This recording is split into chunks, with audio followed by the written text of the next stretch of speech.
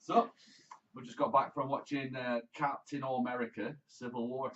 And friends. And friends. I'm going to do a quick review. We're going to do a quick review. Spoiler-free-ish. Yeah, Nothing that isn't in the trailers, I suppose. Yeah, we can cover that. And my cat's joining us. Yeah, he's loving it. He really liked it. He really liked it. It's alright. It's coming. Eventually, twat. Yeah. He loves the video. Alright, so yeah, so this one's just going to be a quick hour quick review, and then I'll do another video with spoilers in. Yes. Okay, so spoiler-free. Spoiler-free. So what do you think of it? I thought it was good. I enjoyed it. I would rate it very highly in the Avengers. It did feel Avengers, but so I'll stick to Avengers for a minute. Well, it's Avengers all films. part of all the Marvel are all part because you need they're all. Yeah. This film feels like a sum of its parts. Yeah, even the ones that we do they know that man's in it? Spider? No. The other man. No. Right. Forget that. but a lot of superheroes have got man. Even some of the characters that you think would be sort of, well, how are they going to fit this in? How are they going to do that? Are they going to spend ages on it like they did with other films? Well, building them up. They just went, there you go, but they did it right. Much had all of the Avengers in, minus Thor and Hulk, which isn't a spoiler because Hulk disappears, doesn't it, at the end of Age of Ultron, and Thor has his own things. I don't like Thor. Yeah, well. It bores the piss out of me. Yeah, hopefully he's got a new move coming out called Ragnarok, so hopefully. Because at the end of the last Thor movie, if you remember, Loki disguised himself as Odin. Odin's dead. I fell asleep. Well, I spoiled the ending to you. No intention of revisiting Thor. Maybe if it were just on telly. I thought it was good. I would rate it highly. Comparatively to Superman vs. Batman, because we did watch that as well the other week. Yeah, that was a good film, but it was also a shit film. It was like it had scenes of epicness, didn't it? It just needs filling in and padding out. I think they're doing that with DVD. Actually, I think they're putting some more. I think they put in the hour and a half that they cut out of the narrative, making it R-rated or something. That's what I read. Yeah, but I don't know how. But if it makes half the lines make sense, which they don't, and if it deletes Lex Luthor, that'll be all right. Well, let's talk a bit about the conflict then between them, because we can compare that. Because we can compare these movies, because we can do, because it's pretty much a similar narrative. You're meant to be a battle of ideals, isn't there? Really? Yeah. And in Superman vs. Batman, they were both the same character. In fact, I struggle to remember scenes with Superman in that weren't the final battle when I think about that. Yeah. It felt more of a Batman movie. But, and the characters in that seemed forced in. Well, yeah, the way that they dealt with. I'm sure it's longer as well. I think it felt longer. Yeah, fucking yeah. close to 3 hours, that one. Yeah, so in this one,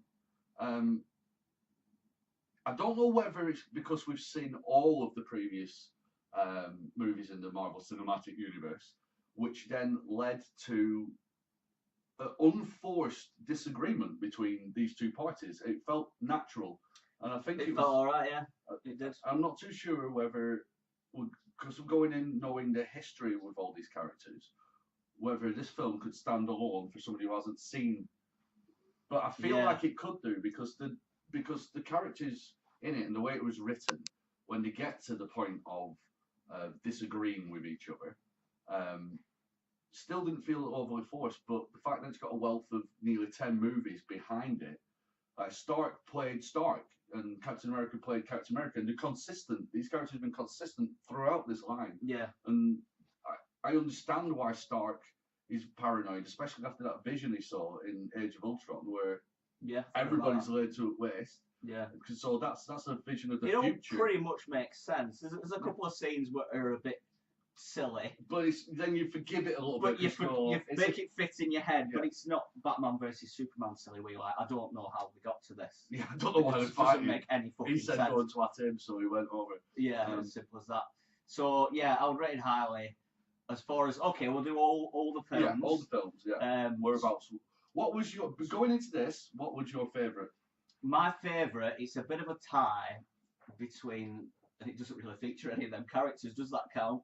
It doesn't matter really. Yeah, that's where I was out going. Of those Marvel movies. Yeah, but none of the Avengers are in it. So I was liking Deadpool and. Well, Deadpool's not part of Marvel Cinematic Universe. Is it not? Right. Yeah, but Guardians of the Galaxy. You're the comic book guy. Yeah, well, I'm the normal guy that watches films. Yeah, out of the Marvel Cinematic Universe, you mentioned Guardians of the Galaxy. Guardians of the Galaxy is part of that. It's part of that. So we'll go with Guardians of the Galaxy, and then I liked the first Avengers. I weren't so keen on the second. I felt like I'd had enough by then. I felt like Age of Ultron should have been 2 movies.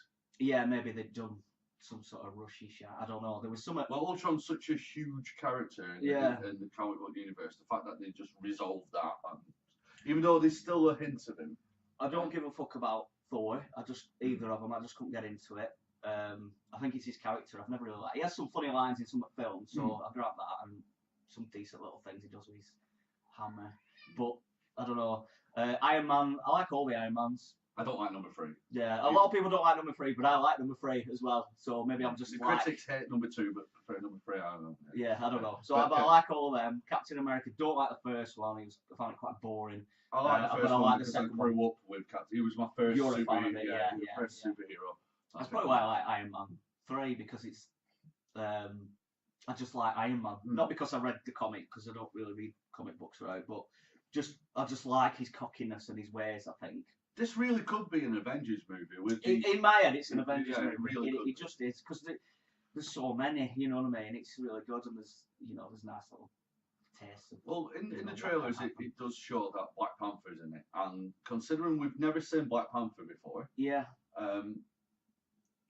they give us a motivation for him. Yeah, becoming Black Panther. It doesn't feel shoehorned. It doesn't feel like here's Aquaman. Just line up. But it's a 2.5 hour movie, or slightly over 2.5 hour movie, and in it they introduce the Black Panther and give him enough reason to be in the film. And they don't piss around. It's quick. No, it's quick, but it doesn't feel super rushed. It doesn't feel rushed. You feel like you're given enough screen time. Just like with everything, Vision has a lot to do with this movie, and everybody gets enough screen time. Yeah, so you don't feel like They really essentially, do. They really do. There's some odd bits where I felt like some of the characters were missing where they should have been. I'm not going into any details, but I thought, well, where the fuck's he now or whatever? You know what I mean? It's like it doesn't make sense, but you can let that ride because of how much stuff they've got in here. Everybody had their moments. Yeah, not just one moment, they had moments. Well, Spider-Man is shown in the end of the trailer. I thought they did a fucking fantastic job. I'm really looking forward to seeing his Spider-Man. Yeah, he's a kid, and it fits, and he's not annoying. Well, he is in a kid way, but not in an emotional teenage sort of way. It's just like all his silly angst. But yeah, they introduced him well enough, and he's in it more than people would think from a cameo. Yeah, his cameo is very decent chunk. If you're a Spider-Man fan, you'll be happy. Yeah, you will. But yeah, so what were we going to say then? We did this, we did that. We did that. The rating. So I think it's pretty high on there. In my idea of the Marvel Cinematic Universe, I think it goes Avengers 1. Yeah. Because you remember how you felt all the time when you watched it? Oh my God, I went giddy. I was talking to Jasmine before, and I was saying to you, and I said, first time I watched the Avengers movie, I really, really enjoy it. And then that final battle, when Hulk just turns around, David Banner turns around, turns into Hulk, and fucking hits that giant snake. I just went all childish all the way up my back. I squeaked, and the airport battle sequence, which we'll get into more in the spoilers section, is fucking brilliant. I was just smiling all the way through it, and I thought they handled all of that scene. Yeah. Oh, just go watch it for that scene, and it pisses over the Batman versus Superman battle sequence. Just like pisses in its face while eating cake. That looked like cock. But so my rating for it is it goes Avengers, then this movie, which feels like an Avengers movie. And then I'd say Guardians of the Galaxy, because Guardians of the Galaxy I've watched lots of. It's definitely up in that realm for me. Yeah, it is.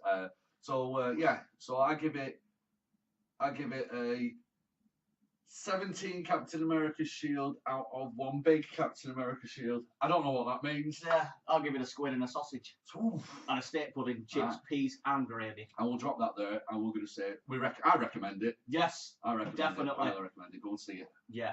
Go and see it. So stick around. Go and have a look at the spoilers. Bye-bye.